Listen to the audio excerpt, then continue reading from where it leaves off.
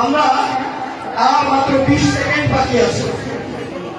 ঠিক 20 সেকেন্ড পরে আমরা তাকবীরের ধ্বনিতে 31 ডিসেম্বরকে বিদায় জানিয়ে 1 জানুয়ারিকে স্বাগত জানাবো।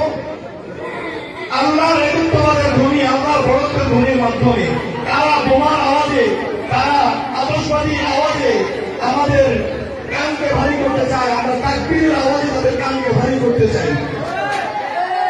সবাই শান্ত হয়ে বসুন, সবাই শান্ত হয়ে বসুন।